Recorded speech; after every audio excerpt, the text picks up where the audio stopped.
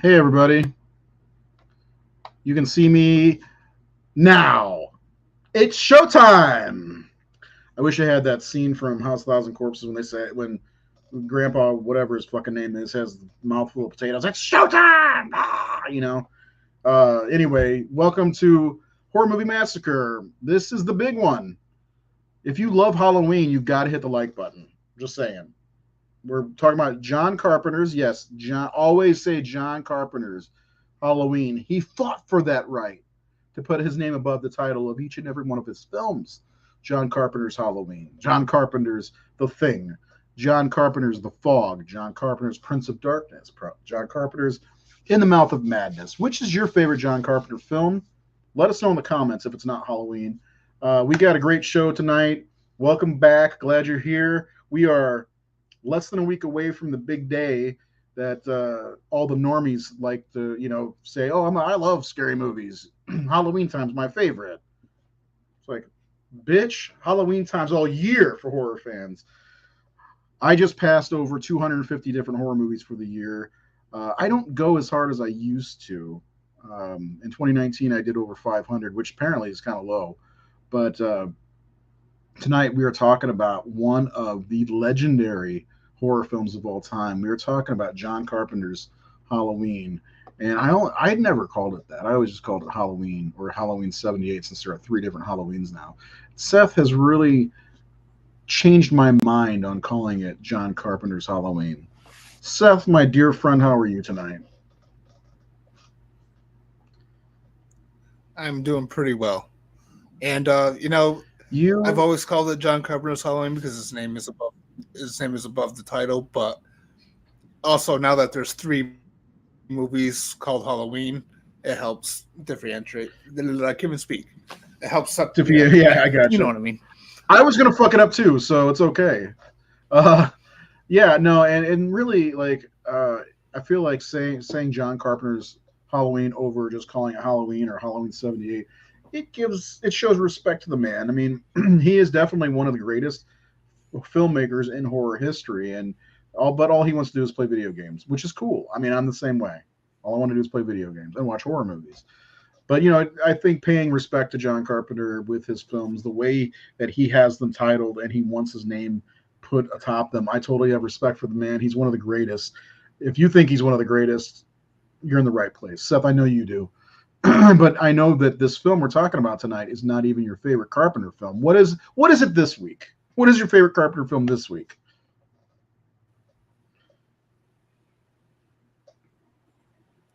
It's In the Mouth of Madness, of Okay. course. I'm a week to week guy. It's The Fog, it's In the Mouth of Madness, and then I'm like, oh, but The Thing. It's but Prince of Darkness is so underrated. It's so good, And then there's like, but how can you leave Halloween out? John Carpenter's just he's one of the best. Yeah, of course we've got our stories from Sean Sheridan from across the pond before we get everything going. So take a moment to read some of these if you want. He says that Halloween is a bit overrated. That's fine. Sometimes I think that too, to be honest. But mostly because, and then I came to terms thinking, well, I think it's because everybody knows Michael Myers and Halloween, kind of like Superman. Wouldn't you agree, Seth? Yeah, pretty much. I mean, you hear these basic people out there, the regulars, the normies that don't watch horror year round, that changes their ringtones, the Halloween theme every year, and it's like, oh, you like horror films? Oh, I just love the Michael Myers movies. Okay, I just change it for October. I'm like, okay, never mind that I have the Candyman theme as my ringtone. Just saying. Um, Well, that's a Loomis good is one. Yeah, this is great. Negative Annie. Annie's a bitch. We talked about that last week, didn't we? How Annie's kind of a bitch to Lori. Yep. Halloween one. Come on, I mean, Isaiah. He's a really, horror man. Michael was doing Laurie a favor. Yeah. Yes, absolutely. So if you're new to the show, we absolutely urge you to hit the like button if you like what we're doing, which if you're here, you do. And please, please, please subscribe. We have gotten a lot of subscribers over the last few days on our Facebook, nah, not Facebook, on our YouTube channel. But I like the Facebook too because we do have 52,000. Can you imagine if everybody that followed our Facebook page watched our show? How much madness that would be. Yeah, right.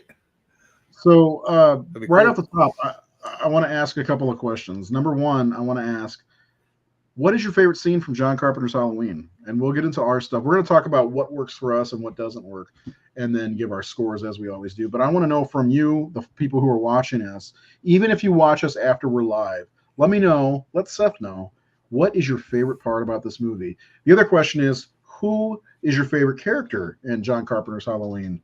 Because there's Laurie Strode, Doctor Loomis, Brackett, Annie. I mean, there's plenty of them, but Seth, I'm going to go ahead and ask you this question: favorite character in this movie, not the series, this movie. Uh, Doctor Loomis, of course. No doubt. I feel like he carries this movie in a lot of ways. I mean, the movie probably be great with him, and I'm glad that they didn't cast as the we heard that they were talking about trying to get Christopher Lee. I don't know that he would have chewed the scenery as much as Donald Pleasance did in this movie. He was so good in this film. The Thing. There we go. You can't kill the boogeyman. What do you think that your feelings towards this movie? I love Christopher Lee. He's actually one of my top two favorite actors of all time. Top three if you can include Harrison Ford, Al Pacino, and Christopher Lee. And I just don't see him fitting in this movie at all. This is one of the things I wanted to touch on was the potential casting of Christopher Lee. What would you think of that? Because I know you like Christopher Lee as well. Yeah, I love Christopher Lee as an actor, but I think things worked out perfectly fine the way that they did without. Like I'm glad he passed on it because Donald Pleasance is just amazing in the role, and he was dedicated to the series. And I don't know if Christopher Lee would have been as dedicated to playing the character throughout the multiple films like Donald was. And then just go back to your question too about favorite scene in the movie. My favorite scene in the movie is when Annie is talking on the phone with Paul, and she's going back and forth in the kitchen, and you see, Michael in the background, yeah, and then as the camera just keeps following her back and forth, and then he's gone. Like it's just a really cool scene. I love the way. I mean, this whole movie is great. One of the things I really love about John Carpenter is his use of foreground and background, especially for suspense building. But that's an amazing scene. So that's my favorite. What are yours? Well, I mean, we already know one of mine is that scene with Loomis smiling, "Hey, Lonnie, get your ass away from there." I don't know why I love that scene so much, but I do. Like seeing him smile. It always makes me giggle and laugh and puts a smile on my face. Fortunately, I have that image, but I can't use it because it's my slash score image. But yeah, I really like that scene. But really, we talked about it a little bit last week, and actually the week before we did Season of the Witch. That scene where Laurie's walking and kind of investigating, because you get the she knows something's up. She's not sure what's up, and she's gonna go check. And that's it's almost like the calm before the storm with her. And something about that scene always gets me excited and nervous. And even to this day, I've seen this movie probably well over 100 times, probably more than that. and it's still I know shit's about to go down. And it's and that theme that's played, Laurie's theme, I guess, is played perfectly over that scene. And you know what I'm saying? That's just a great scene. I mean, but this is a movie that's got great moments all throughout it. One person said that when he walks in wearing the ghost, the opening scene is fucking stupendous, almost like the tits in Friday the 13th, 2009. But you gotta also love that scene that Sean mentioned when he kills Bob and just admires or whatever he's doing. That's such a great iconic scene. There's so much here in this movie that you just gotta love. Favorite characters: Michael Myers, when Laurie. Yeah. That's another one when she finds Annie on the bed with Judith Meyer's headstone. It's like, fuck, man. What scene is there? What's a bad scene in this movie? I mean, is there? Because you could look at a simple scene like when Annie drops off Lindsay to be babysat by Laurie, and they're standing in the doorway and all that. That's a great scene if you just watch the way it's blocked, the way they follow. I mean, John Carpenter was doing new things at that point, and that's just a great scene. Can't Christopher Lee is What if Donald Pleasance played Saruman or Count Dooku? He was dead by then, but you know. Join me, Obi-Wan! I watched the whole series before I watched 78. Rob's Halloween 2. I was late to the party. I don't like that movie at all. So many great moments. The slow walk across the street. Even when Tommy's looking out the window. Yeah. And he sees Michael standing there. That's a great scene. I mean, this movie's just chock full of it. So let's go ahead and get into this. I know you've got a lot to say about this one. This is one of your all-time favorite horror movies, I believe, right? Yeah. So let's get into I want you to tell me everything about this movie. Why do you love Halloween, John Carpenter's first horror film? Well, is it his first horror film? Because, I mean, Assault on Precinct 13 is not technically a horror film, but there's some terrifying fucking moments in that movie. Just saying. Yeah, I mean, Halloween is his first horror film. He shot Someone's Watching Me before this, even though that movie was released after this. But that's more of a TV movie, it's more right? like a Hitchcockian thriller type. So first off, I want to shout out Glenn from Deathcore Society. Yes, absolutely. Going, thank you. Yep. Check out Deathcore Society on Facebook and YouTube. Yes, definitely. Good guys. So what do I love about this movie? We only have an hour. Pretty much the whole movie. Yeah, no. I do have like a couple really tiny, minor, nitpicky things here and there, but first and foremost is I love the way that Carpenter and his crew shot this film. Like the direction from Carpenter, the cinematography from Dean Cundy.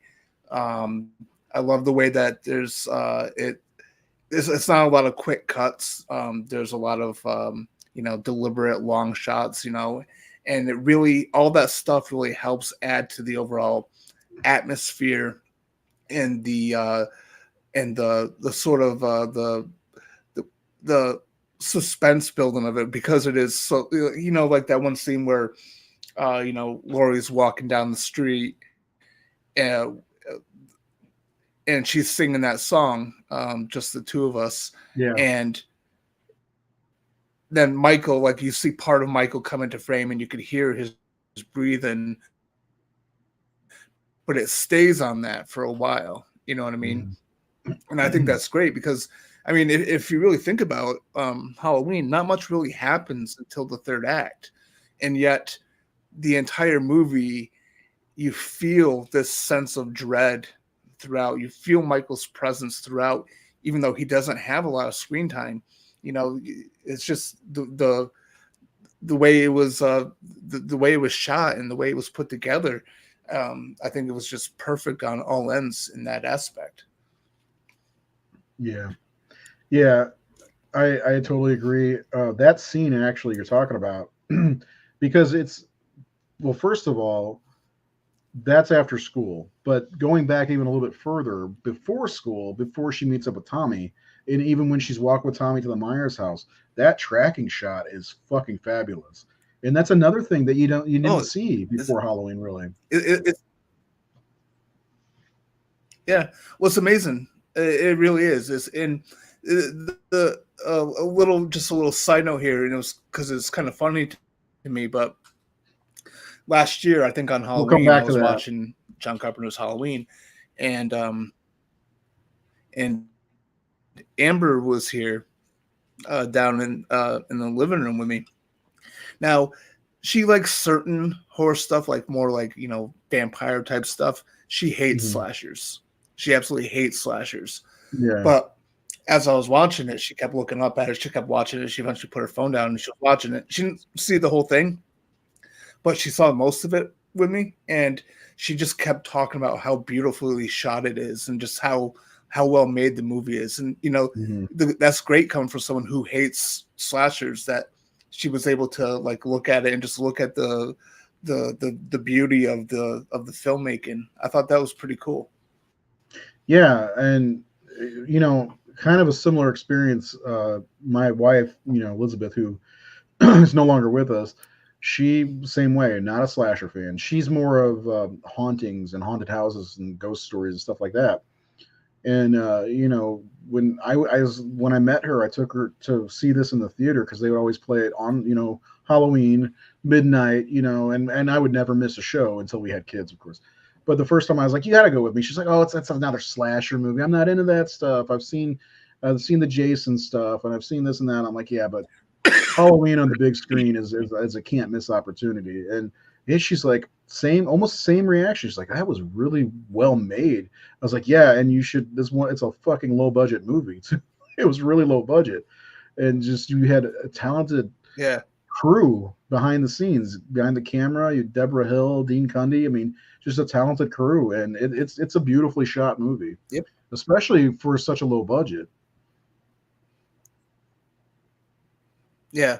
But and that's I give a lot of credit to Carpenter for that. I mean, another great scene in this movie is when Loomis goes to talk to Brackett on the street, and you see the station wagon behind him, and then Loomis looks one way as the station wagon pulls, and then he looks the other way. Like, I just love the way that that's such a creative choice.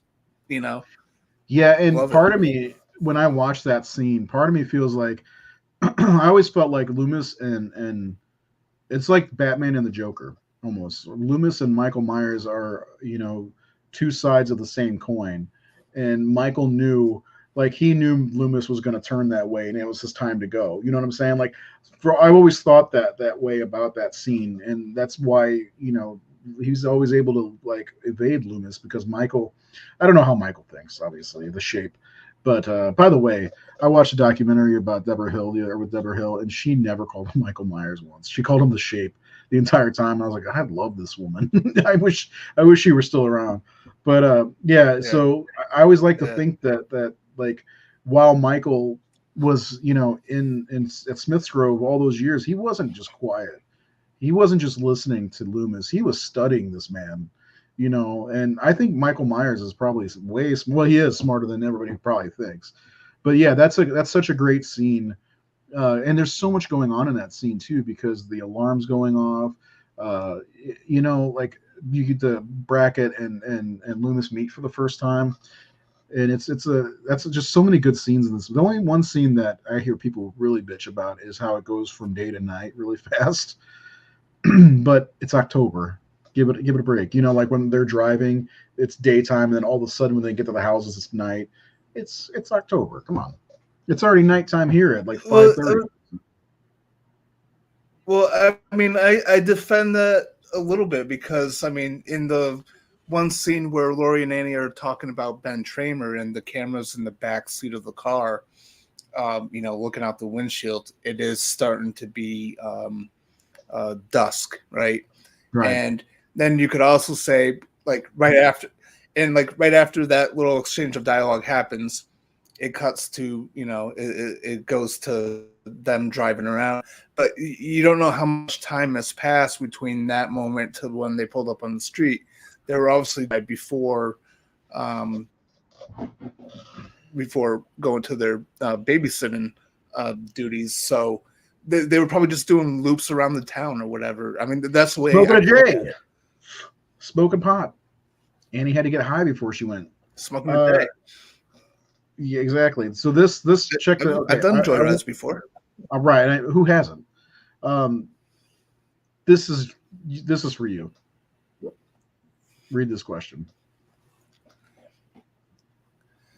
Could be looking at the scene wrong, but when Loomis discovers the tow truck, it looks like there are two inmate gowns. Is there any explanation for that? I've never noticed 2, but I thought maybe you had.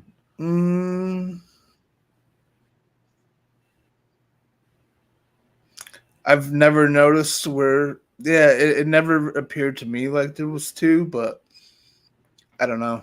Because it was just he was just wearing a gown, right? There wasn't like a top and a bottom, right? When he escaped. Yeah, I think so. I thought it was just a top, but I have met PJ Souls, and she was next to Linda Blair at the con I was at, and seeing Linda Blair interact with people, it kept me away from her. PJ Souls was a delight. She autographed 2 pictures for me, which I have on my wall over here, and she gave me a big hug. So, yeah. There's one hanging on the door of the car, and the one. True. Oh, damn. Yeah, and Michael isn't wearing pants. None of them were wearing pants, I don't think. Yeah, that's a good point. I'm gonna have to look at that one a little bit closer next time. Thanks for bringing that up, Travis. I'm gonna have to take a quick look at that. Do you think Michael took somebody with him? Like, yeah, maybe it's that guy from Halloween Kills that throws himself out the window. No, I'm just joking. I don't think he took anybody with him. I don't know why. Maybe there was an extra one in the car. I don't know. That is, maybe that might have just been a mistake, if that's the case. But I'll definitely take a closer look at that one. Real fast, I want to get back to one of the questions. Where'd it go? This one here. Yes, Freddy versus Jason sucked, but people love it. What are your thoughts on I don't ever want to see this, ever. But I think Jason would annihilate Michael Myers. If you asked me, like when I was in my 20s, maybe my early 30s, even, I probably would have been all for it. But now that I'm ready to, yell at people to get off my lawn, I don't really want to versus. I don't I don't want any more versus movies. I think they're kind of gimmicky. And especially with Michael and Jason, they're both being silent killers. They're both kind of similar to a certain extent, but they're not. I just feel like it would get redundant. I know there was a fan film. I talked about this last week. There was a fan film that was technically decent. I mean, I enjoyed it for the most part, but it just, after a while, and it was only like a half hour long, I believe, and it just, after a while of them fighting, I was just like, I was getting tired of it because it was just so redundant of what they were doing to each other, and it was just, I don't know. And see, with Friday Modern the 13th, me doesn't want a gimmicky. Well, I know with Friday the 13th and Halloween, they're 2 separate animals, and I feel like Freddy versus Jason was not built around those 2 really. It was built around the cast, the humans or regular people or whatever, and that part sucked. Everything that didn't have Freddy and Jason in it sucked, and it's like you'd have to do something similar to that, and then how would they? I'm not a fan of the idea of that ever happening. I guess we're both get off my lawns. At the beginning of H2O, it was daylight going into Nurse Marion's. Yes, that's true. That's 100% true. It gets dark fast in the fall. Like Halloween, it does get dark early. One thing I also wanted to point out was when Lori got home from school, there were already trick-or-treaters outside. Like, what time did she get out of school? Like, shit. Yeah. That's too early to trick-or-treat. Michael versus Jason would be boring as fuck. Freddy versus Jason was dumb as shit, but it worked. It didn't work. I'm sorry. I don't think it worked at all. And they didn't even give us a clear winner. And we did an episode on Freddy versus Jason like 6 months ago, I think. Was it? Did we do a full episode on that?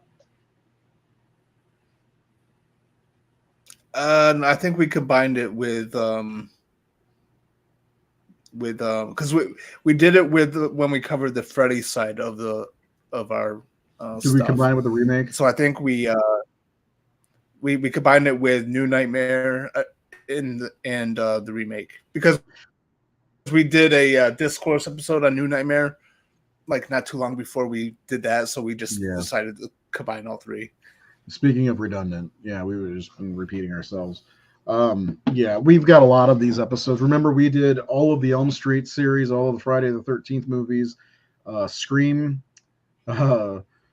We did a whole episode on Silent Night, Deadly Night. We've done a lot of stuff, and now this is the end of the Halloween series. Next week, don't forget, we will have our Halloween rankings. That's the next show on Halloween. We might go a little bit later because my kids want to go trick or treating. But yeah, that's our next episode, and then all November long, it's Phantasm. So we'll be doing Phantasm, which I know Seth's very excited about. I'm excited to get to watch them. I haven't watched them this year, so it'll be a good time. If you don't know anything about Phantasm, watch them and then watch our shows with us. One is Unkilla. Yeah, give us this. What? We did do Halloween 3 2 weeks ago, and that was a fun ass episode. So check that out. If you haven't subscribed to the Horror Syndicate on YouTube, please do. We are loving all the support we've gotten lately. And we want to continue to make videos. Maybe even do some more live streams and live shows like that. And don't forget to check out thehorrorsyndicate.com where we have tons of content. Tons. Phantasm, not seen any minus the first two. Boy. Yeah, man, I love Phantasm. I love them. They're so weird, you know, and it's weird. We'll get into Phantasm because we're gonna be ranking those as well because we rank everything that we do, every show, every movie that we talk about. So I don't have much in the ways of complaints about this movie. I never really have. This is always one that, as soon as I hear the theme start at the beginning of the film, and you see the compass logo, you just like I go ear to ear, just like whenever Halloween 2 starts or Halloween 3 starts, and you just get yourself ready. And my eyes do not leave the screen when I watch the credits. I've seen them so many times, you know, and the theme, you gotta crank that shit up. You know, I got my soundbar blasting the theme no matter what. And then, you know, it goes into the meeting Dr. Loomis and Marion. And you go on quite a nice ride. And I've heard people call this movie boring. And there's a lot of setup. The whole movie's setting up that last sequence of Laurie, really. Because, you know, it's very minimalistic when it comes to the kills. There's almost no blood. I think the only blood you really see is Laurie's blood. And on maybe the possum or whatever he kills and puts at what's her name's grave. Well, you know, you see it on his sister, which we haven't talked about that scene. But yeah, this movie's just this. It's one that there's not much to complain about. Let me ask you this. So go back to the opening scene with Michael as a child and killing his sister. Of course, the great Deborah Hill plays the hands of Michael Myers, but when he kills his sister, does she call him evil? Like when he's stabbing her? No, she says his name. It's just the way she says Michael. It sounds like she says evil. And my brother and I always thought that she said evil. And like, because, you know, there's this whole thing that Donald Pleasance, Dr. Loomis, refers to him as pure evil, basically, and that's what Michael Myers has always been kind of known as, is pure evil. So it made sense, and yeah, that's a great opening to a film too, man. Talk about that opening. What do you like about the opening of the movie, besides just a POV shot?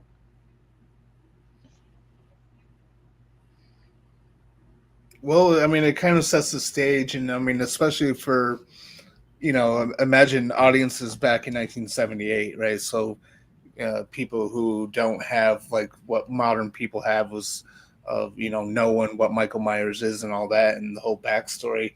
So imagine just being in the audience in 1978. You hear about Michael, you don't know anything about him. You get that POV shot, stabbing, and then he goes outside and they take off he runs into his parents, they take off the mask and it's a little kid. I mean, that's the way they set that up for people. I think it's really good. It was a surprise. Yeah. Michael? Because you don't expect this little kid. And then, yeah. And then, you know, of course, it's a little goofy, the fact that the parents just stand there while the camera does the crane shot. But I understand it too because I think it's a great shot. I just love the way that the camera just cranes upward into the sky, just capturing that moment. Yeah, the beginning's fantastic. Which is one and of the it cool sets the things stage about. for it. I mean, going back to your comment, Go ahead. you, you mentioned something. Before I forget, I just wanted to go back to this. You mentioned something about how some people consider this movie boring, but it's like this is like old school filmmaking back when they were able to be patient before our our minds got collectively scrambled with all this, like everything has to be rapid and instant. Like John Thanks, Friday the 13th. Carpenter and his team.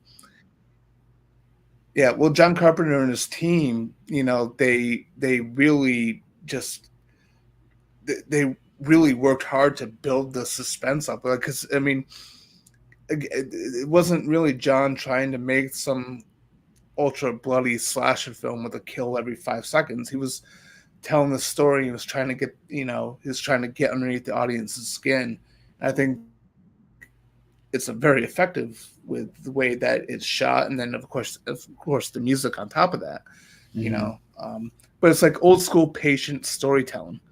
And you saw this quite a bit in the 70s with 70s horror. Once you get to like 80s horror, things started becoming a little bit more rapid and a little bit more, catering to attention spans, stuff like that. But yeah, I just wanted to say that. Yeah, which is probably a reason why people can't sit through movies like Midsummer or Hereditary or, The Witch or anything like that. But we're not going to really get into that. Yeah, there's I don't. I never thought this was boring. There was a question that popped up a second ago. Let me go back to it.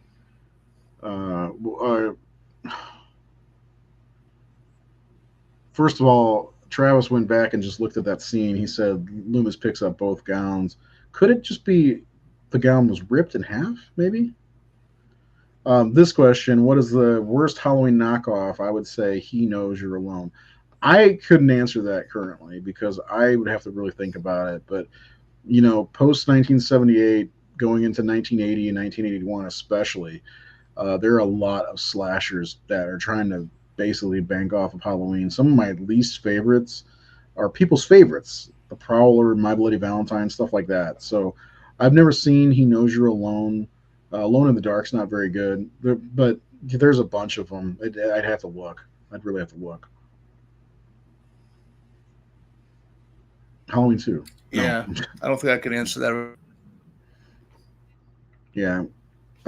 So you said there are some little things here and there. Did you already explain what those are that you may or may not like about this one, or? I have not mentioned them. Okay. It was brought up earlier.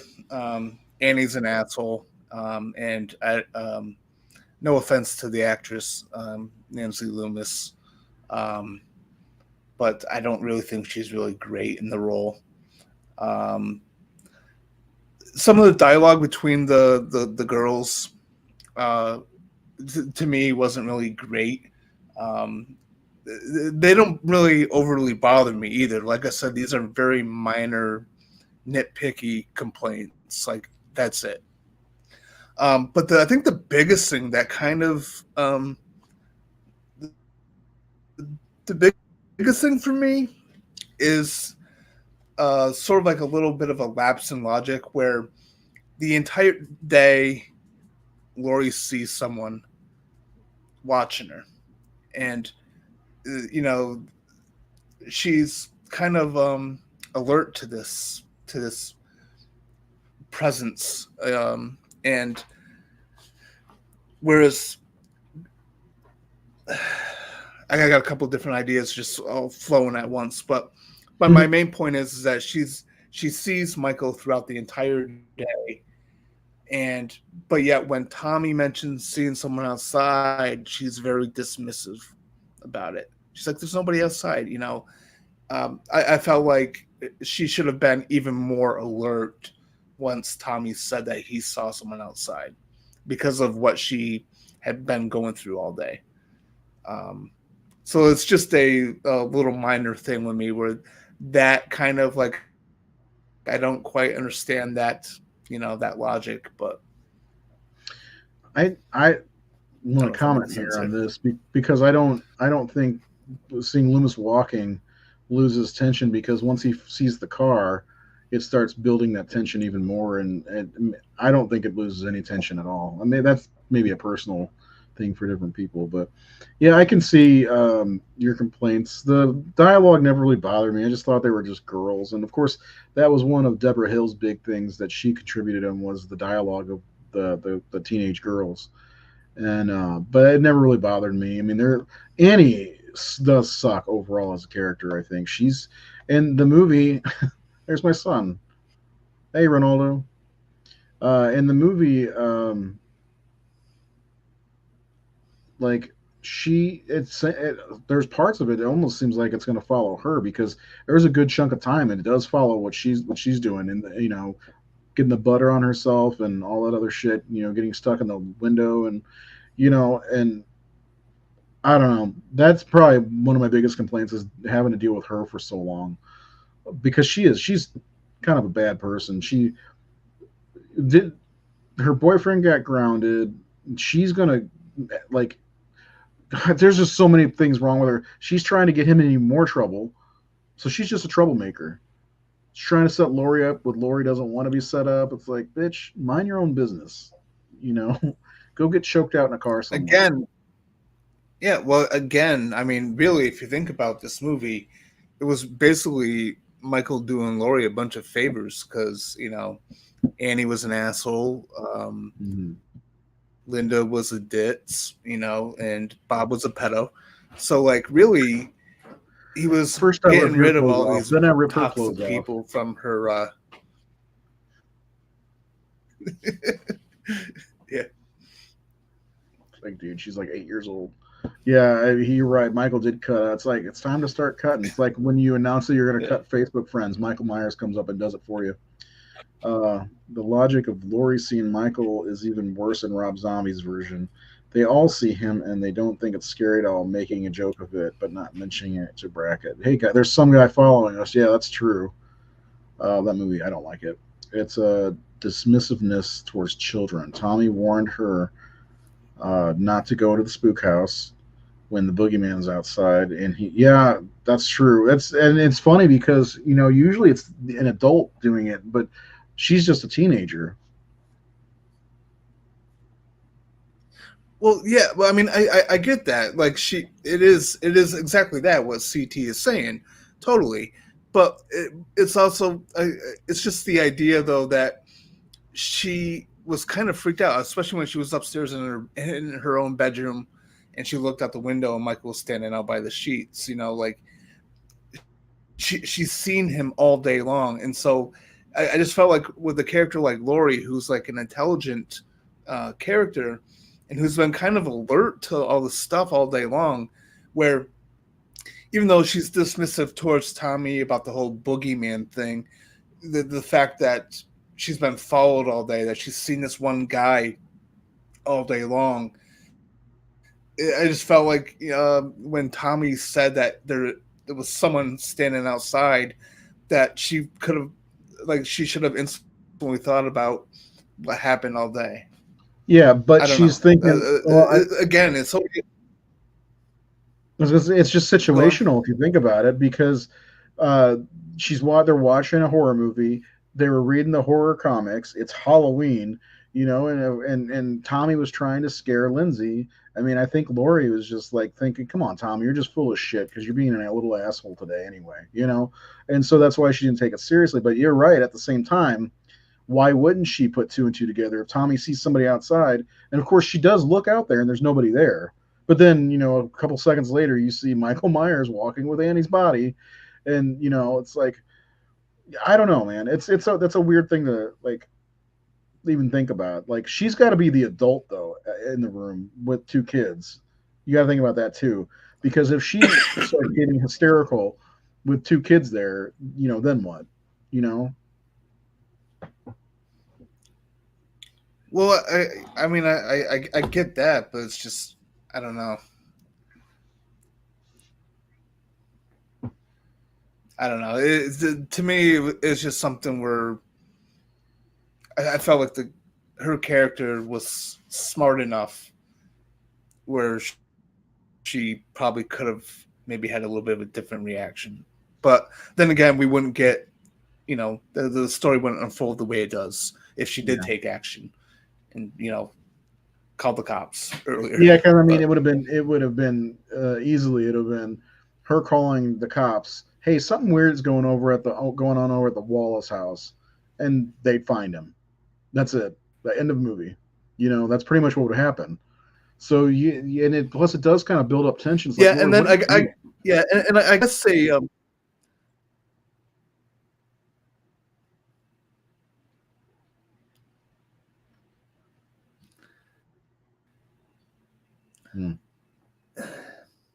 I guess I could also I guess I could counter my own point with the idea too that the last time she saw him, it was at that scene where she looked out her bedroom window and she didn't know about the car following them. So like, there was a time where she stopped seeing him, I guess, and then she smoked a J, which probably relaxed her mind a little bit. And so I guess I can counter my own point with that type of stuff, but I don't know. Yeah, I don't know. There's a lot going on because she's making popcorn, carving jack-o'-lanterns. I mean, there's just a lot going on that night anyway, and then she's got fucking I mean, there's a lot going on throughout the day between Michael watching her. Maybe she doesn't know if she's seeing things, and just even going back to what Brackett says, we're all entitled to one good scare. Maybe she's just, I don't know, man. It's an interesting point to discuss for sure. Yeah.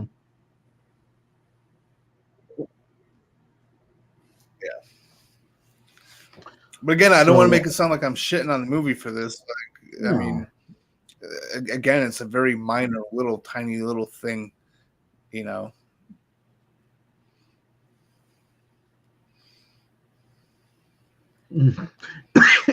That's funny. That is the house, right?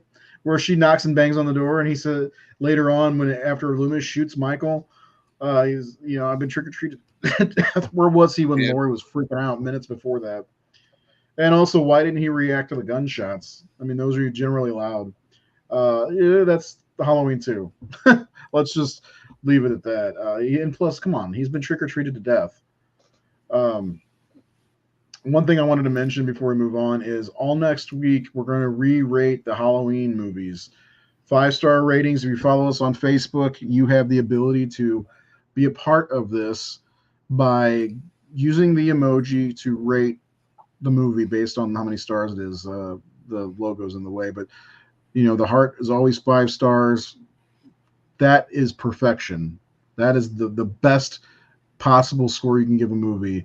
4 is generally what I give good movies. Then there's 3, 2, and 1, and obviously 1 is the worst. But yeah, we'll do all 13 movies all next week leading up to our list because we're going to redo them. Because some of the scores, first of all, when we did this, I mentioned it earlier on the actual Facebook page. We only had we're over 20,000 more people than we were back when we started these, and this. Now, I'm not saying this is too high or anything like that, but Halloween got a 98%. That's damn near perfect. Like that's almost 5 stars throughout. And I'll be honest, I was one that gave it a 4-star. So I'm part of the problem, I guess. So anyway, yes. So we'll be doing that all next week leading up to Halloween. Well, not all next week. Within all the next couple days, I should say, leading up to Halloween. I've been building up we've done them from the 1920s up through the 1970s now. If anybody's noticing the pattern, we got to 1978 and I skipped over John Carpenter's Halloween because I wanted to wait until after the show to do it because I wanted to get the show in before we started doing the Halloween ones because we did like Dawn of the Dead and I think I did Alien today, which you guys are going to rate way too high in my opinion. Alien's a good movie. I'm not saying that. It's just you guys rated Aliens over Halloween. I'm just saying and over The Thing. That's uncalled for. Aliens, in my opinion, is barely a horror movie. What does this guy want? You don't know what death is. More like you don't know what drip is. Get out of here. My ranking will piss you off. Warning ahead. No, Sean, listen. We've gotten past that, I think, my friend. Hey, yeah, if you want to leave your ranking below, we'll talk about it now. I absolutely want to see people's. That's one of my favorite things to see is people's rankings of any franchise. Uh, Reynolds Merrick. Yes, that is awesome. By the way, that's my son. He's 14. He is. They call him the chosen one, Drip Walker. I'm not sure what you were talking about, but it is not here. What? We're talking about Halloween. John Carpenter's Halloween. I don't know what you mean by it is not here. I've been dripped to death today. Get out of here. I thought he's playing video games.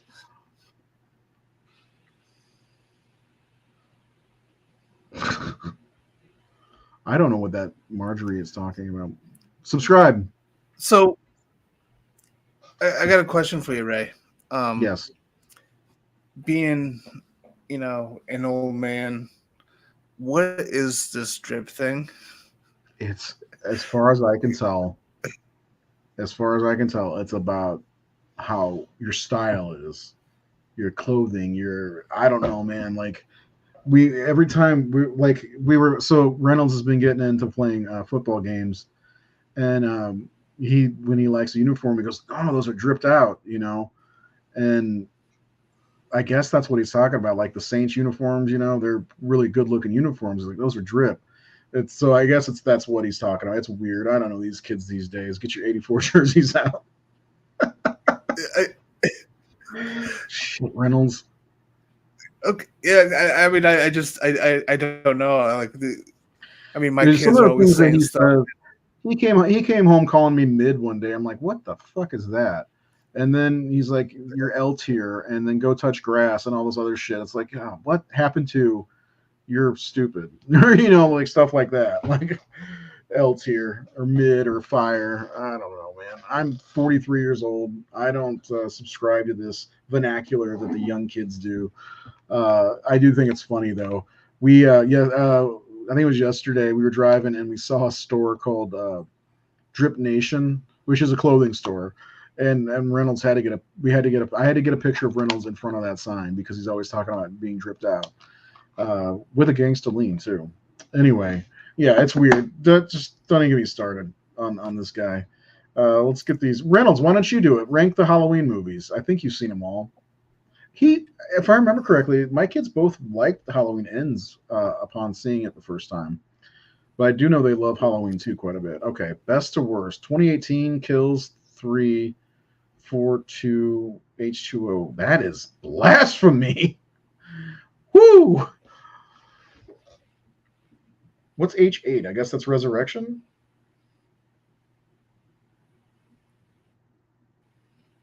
Yeah. That is insane. I wonder how old this person is. Not to be weird or anything like that, but I think that comes into play on having the two of the newer movies up at the top and ends before 20 of the original movie. That's cool though.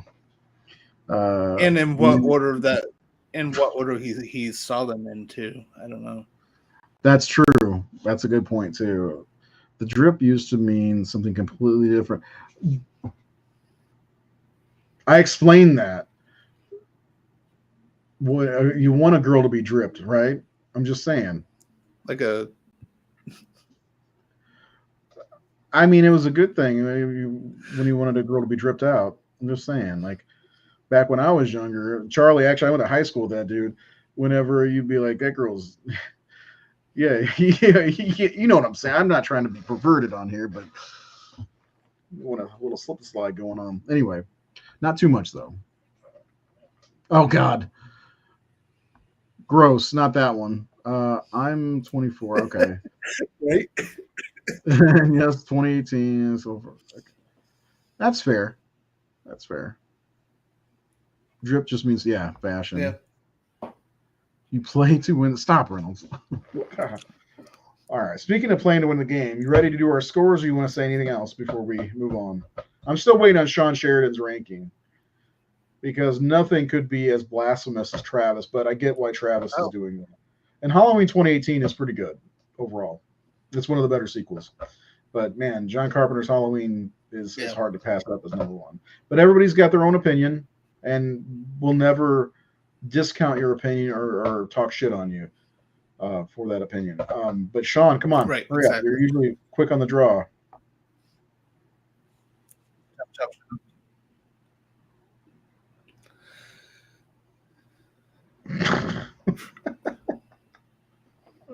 This is getting out of control. All right. Seth, here's your score. 95%. 95%, yeah.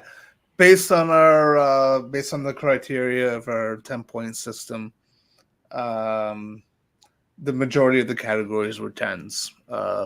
Direction, cinematography, score, entertainment factor, production design, editing, all that shit's a 10.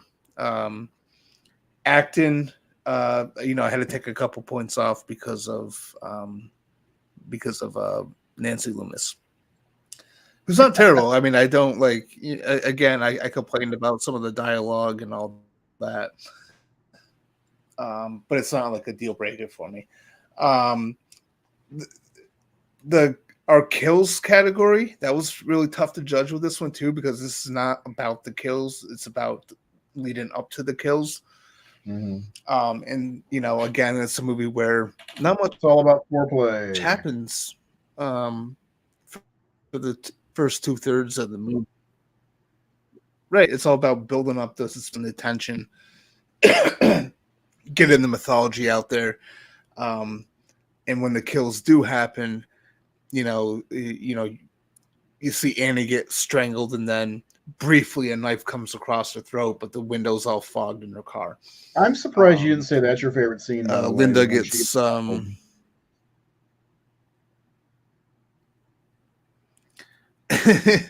no, it was yeah. I mean, it was a cool moment. I mean, I kind of like the fact that she was so distracted by her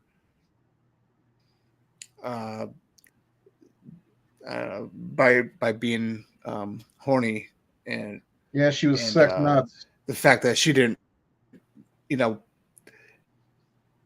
was sex nuts and retard strong, and she didn't notice, she didn't notice that the car was unlocked the second time she went to it. But yeah. So anyway, I forget what I was saying. Yeah, so it's 95. It's near perfect, Yeah. I think there's just a couple little things that on a objective level, when we do these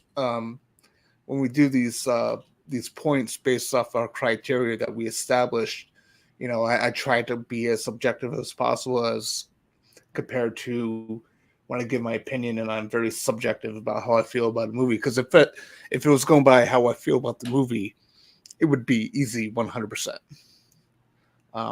But based on our criteria, a couple points taken off here and there for 95%.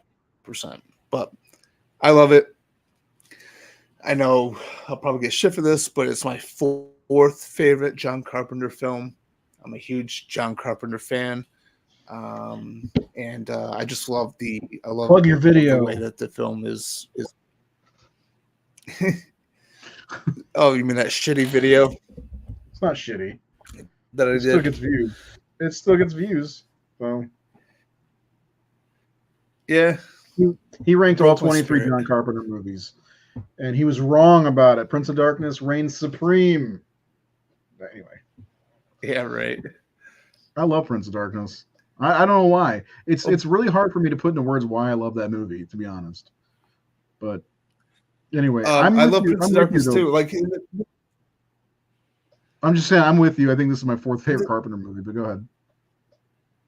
Yeah, well, because like Carpenter has so many great movies. Like, I would say probably my top maybe top 11 of his the top 11 in my ranking are all excellent films that I could easily see being number one for different individuals.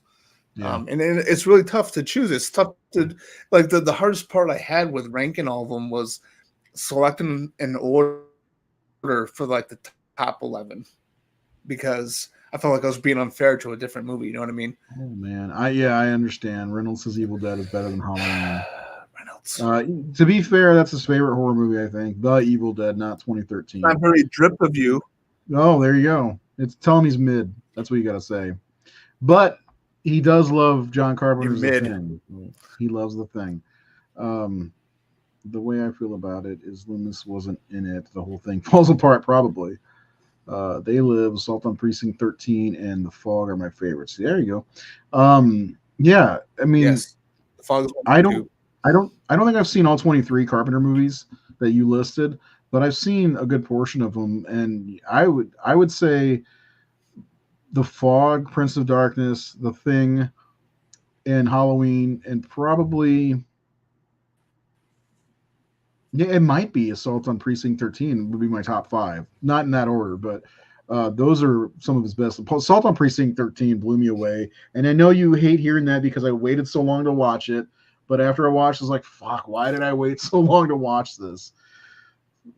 I gloat in that, you know, the fact that he fired back you. at you. God damn it, Reynolds! He's trolling you. Go watch Smallville, dude. Yeah, no shit. Go watch Smallville. Yeah, we need to watch Superman and Lois. Come on. The thing is, the thing, Roger Ebert, I'm fucking moron because I'm here to tell you, I think The Thing, John Carpenter's The Thing, is the best horror movie ever made, period. It's not my favorite, but I think it is the best horror movie ever made. Practical effects, suspense, characters. It's paranoia throughout the whole fucking movie. And it leaves you off with a great fucking ending that keeps you guessing, that you can discuss for decades as we've done. John Carpenter's The Thing is the best horror movie ever made, period. I can't argue with that, man. No, it's hard to. People might think I'm crazy. People are like, oh, you know, The Exorcist. Or no, it's not The Exorcist. I love The Exorcist, but it's not. It's absolutely I believe it's John Carpenter's The Thing. That movie is fucking phenomenal, phenomenal. And the first time we ever did the 5-star ratings, it had the highest rated score out of every movie that we did. So. I just didn't do Aliens because Aliens always gets 5 stars because everybody loves to lick the nuts of that movie. I don't know why. It's mid. I gave it 2 stars. I don't really care for Aliens. See, even my 14-year-old I would son, say Aliens is more. See, it's good. He has some taste. Okay.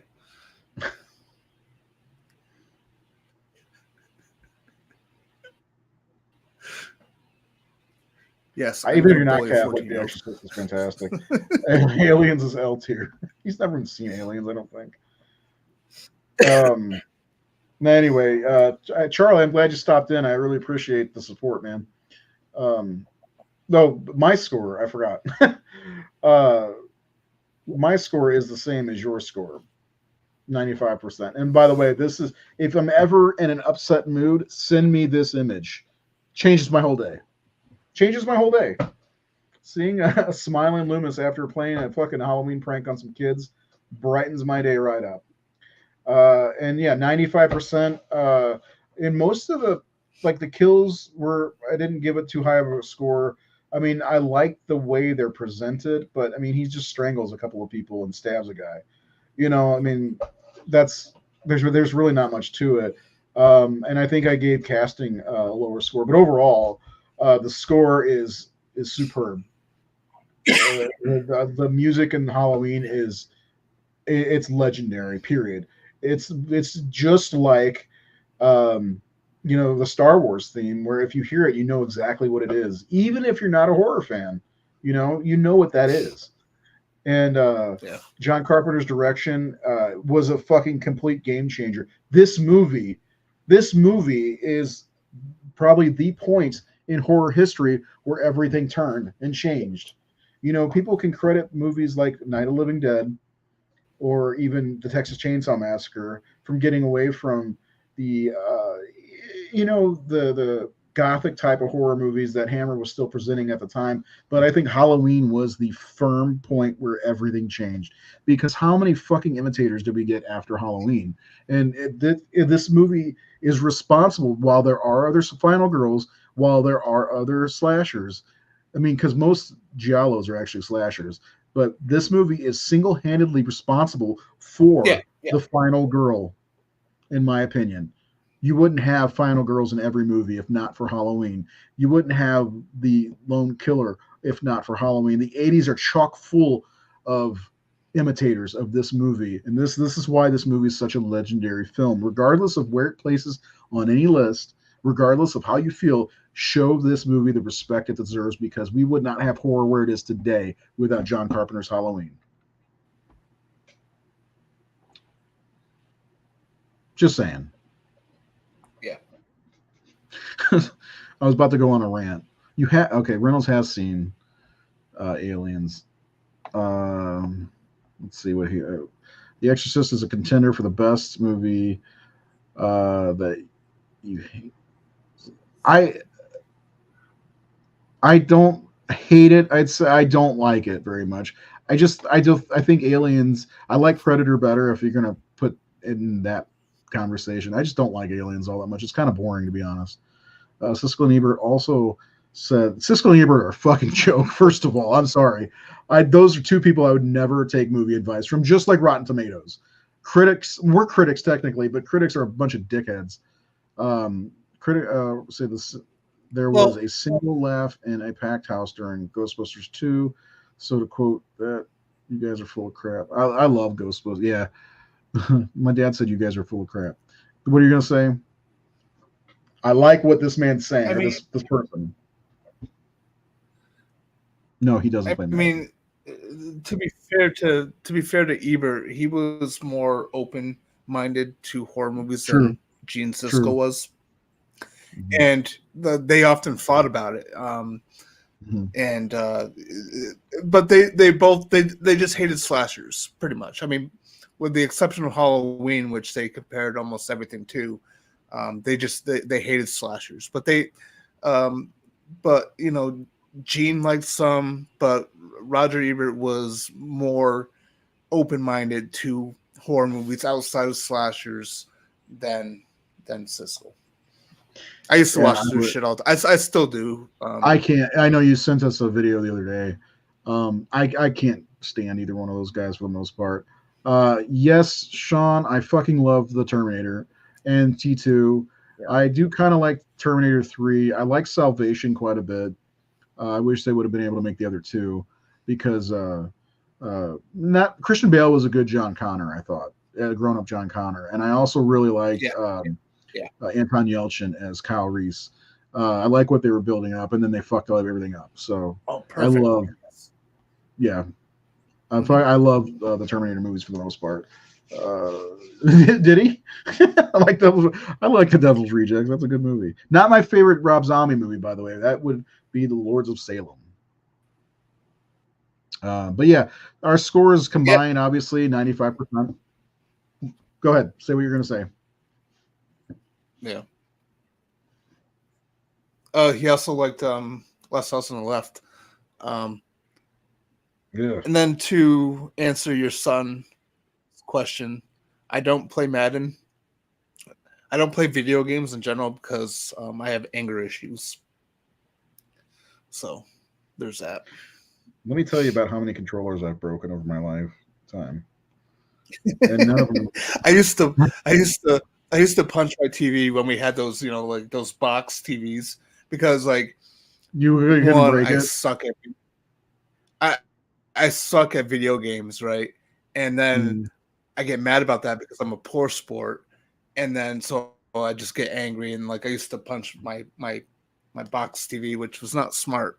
Um, but now I got a pretty nice one, and I You just go feel up like to it's you're like, less stressful. no, you're like $800. You're cool in my I mean, book. I have a short fuse, right? I mean, I've busted laptops out of anger, and I've been trying to work on that over the last couple of years. So Yeah, I I know not to bother you when the Bills are playing. So tomorrow night I will not talk to you. Because the Bills are playing. So it's funny when me and Reynolds we're checking out the highlights or in the Bills loss or something like that, and Reynolds, he'll be like, "Do you think Seth is mad?" I was like, "Yeah, probably."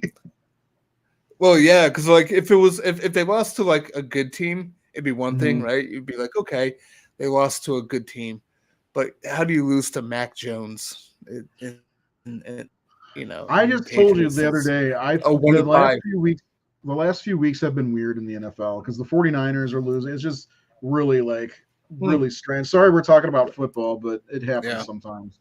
Because me, yeah, Seth, and Jared are all football fans. Jared, who you know from the early days of the Horror Syndicate, he's a big Chiefs fan. I'm a big Raiders fan, and Seth's a big Bills fan. So, who are the Bills playing this week? Who are they playing tomorrow? Tampa Bay.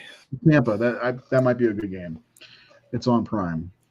Yeah, My uncle yeah. asked for a new Nintendo DS every year for 5 years in a row because he. Yeah, I got to be honest, man. I broke some controllers, and when I realized how much, like now the controllers are 60, $70, man, I get mad. I'd like and just put it softly down on my pillow, like I'm gonna throw it down and then just put it down, just because I know I don't pay for another controller. I don't lose my mind as much as I used to on video games. Eagles are still winning. He likes Eagles for some reason. Oh my god! GTFO. Right now. Yeah, TFO. It would be funny if they're in the Super Bowl against each other, Eagles, Bills. So anyway, let's get back to Halloween. Reynolds, stop talking about football. We're losing people watching because of the football talk. Yeah, way to go, Reynolds. Come on. Thanks. Yeah, come on, bro. So he was playing Madden 2011 earlier, one of my old games, and the Bills were rated 67 out of 100 or 99. So Yeah. back when Trent Edwards was their quarterback. Anyway, yeah. So Seth gives John Carpenter's Halloween a 95%. I give it a 95%. It's going to be our number one when we do our ranking next week. I'll tell you right now. Uh, Halloween 2, I think, is in second place, if I remember correctly. But you guys just went above and beyond and gave it a 98%. Bravo. Bravo. I'm going to have to ban Reynolds from watching the show. He's getting us off track.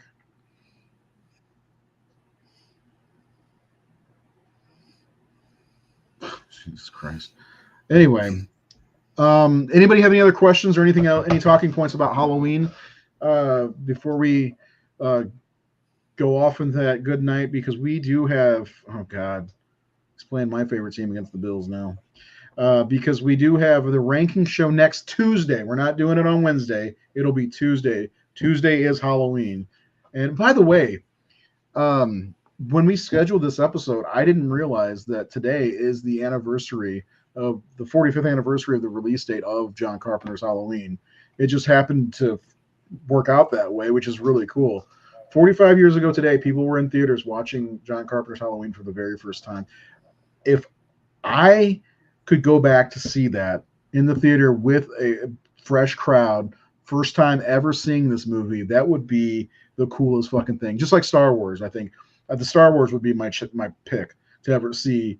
In 1977, the first showing to see people's reactions and stuff. But Halloween would be another good one. Wouldn't you agree with that? Yeah. Oh, definitely. I was gonna say, like, I think it's really cool how it worked out with us doing this show on the anniversary of it, since we determined back in, what was it, January? Yeah. We determined like 2 years worth of our schedule ahead of time, and we decided, oh, we're gonna. And normally we do series in actual order from the first to the last. but like, oh, we'll do Halloween in reverse order. So we'll end with Carpenter's film Near Halloween. And it just happened to perfectly work out where it's also the day of its 45th anniversary, which I think is really cool. It is, and we also got to thank Jared for making us It's change pretty nights. drip, We were as doing, the kids today. it is drip. It's fire. But we got to thank Jared because he had us switch our discourse nights for when he was available, and that's why we're doing this on a Wednesday. So also, I do think the TV scenes were unnecessary, but I enjoy the scene where Linda comes over to Laurie's house and Annie calls. I do like that scene, but in the Elm Street house again, by the way, that is the Elm Street house that they shot that in. But otherwise, they don't really, because like the other scene that really sticks out in my mind is that scene with Loomis and the hearing for Michael. I think is the only other one, right? Yeah. Travis, come back next week. Check out Phantasm if you've never seen Phantasm. We're going to do Phantasm not next week, but the week after that. And we're doing all of the Phantasms, and then we'll rank them at the end of November, which I think is the week of Thanksgiving. Is that right?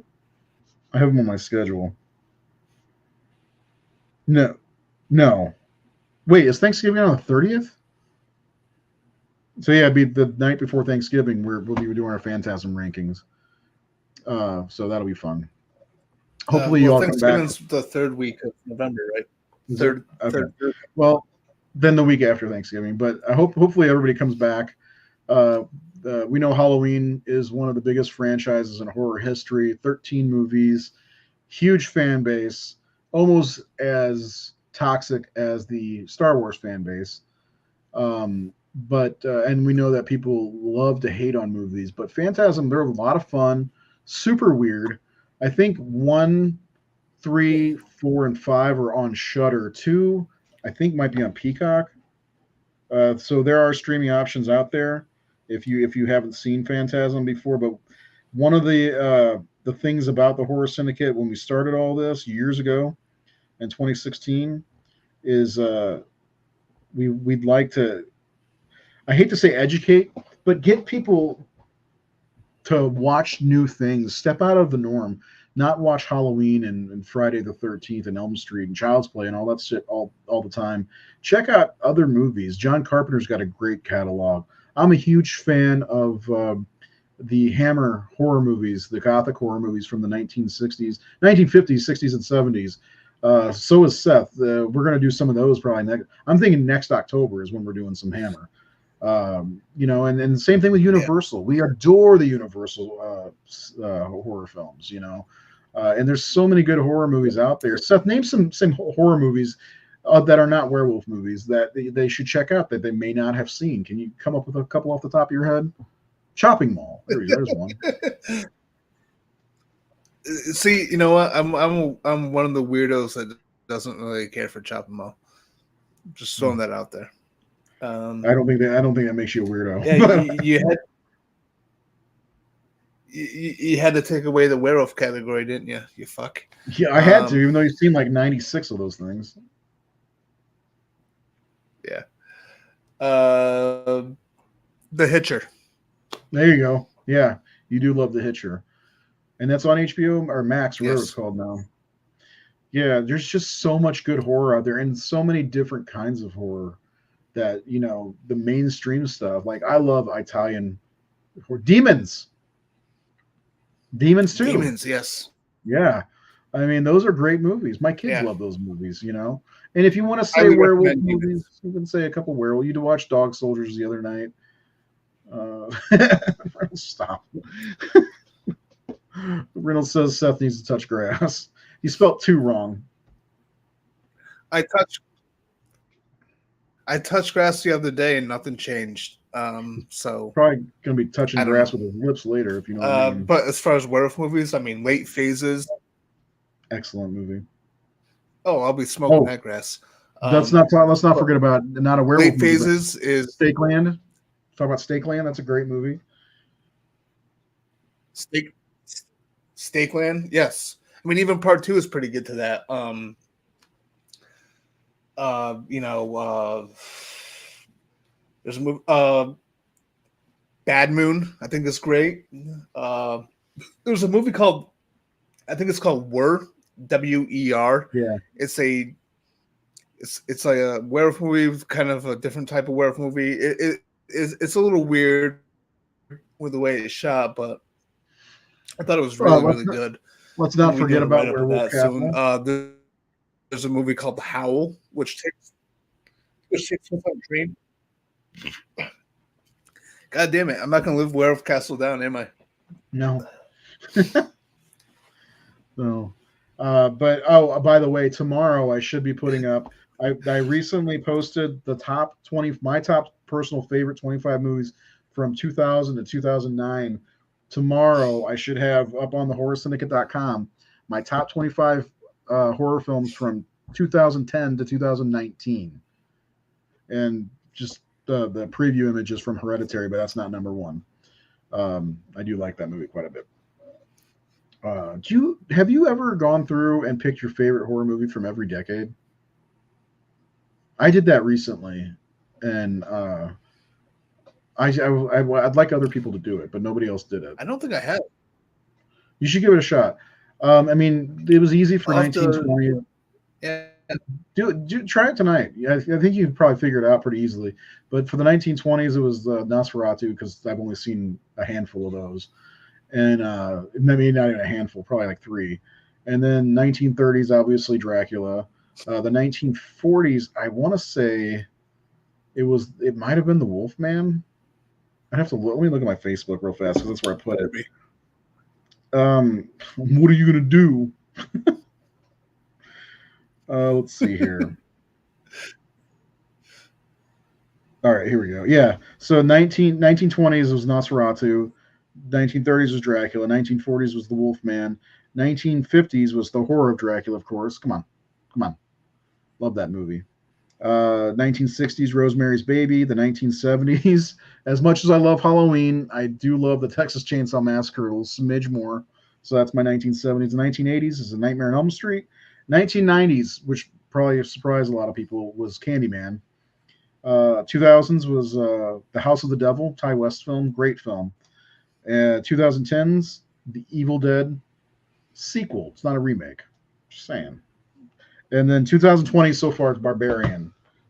So yeah, check it out. You got 11 decades there to pick from. I'm curious. I wanted to see. I was gonna see if you and the guys would do it, which would be basically you and Nate, because Keith barely pays attention to our chat, and Jared's just really busy.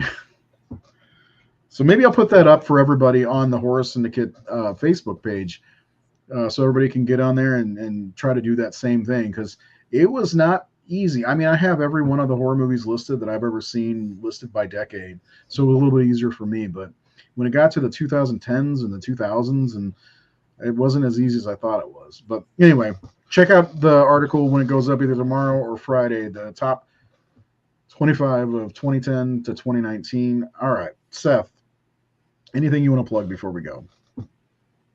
Besides your butt plug. anything I want to plug? Um, no, not really. I haven't. I've been kind of working on a couple different things for the website, but I have not finished. Um, so yeah, I mean, Evil Dies Tonight is all I want to say. Yeah, Evil Dies Tonight. And we will be back next Tuesday. Let's not forget Tuesday at probably I'd say later than normal. We usually go on about 8 Central, 9 Eastern. I'm not sure what time we'll get back from trick or treating, but we're going to go on. We're going to do our show and ranking all 13 Halloween films from the franchise, including, of course, Halloween, Season of the Witch, Halloween 3, and the new ones, the David Gordon Green trilogy. I already know our the rankings, but you guys don't. And we'd love to hear your rankings as usual. Sean, I'm still waiting on yours, man. We got Travis's. But anyway, that's the show for the night. If you have nothing else, we'll get going, and I'll go do my post show poop, and it'll be great. Oh Lord. Anyway, everybody have a great night. We will see you next week. Maybe earlier. Who knows? We'll see what happens. Go watch some horror movies and prepare for Halloween.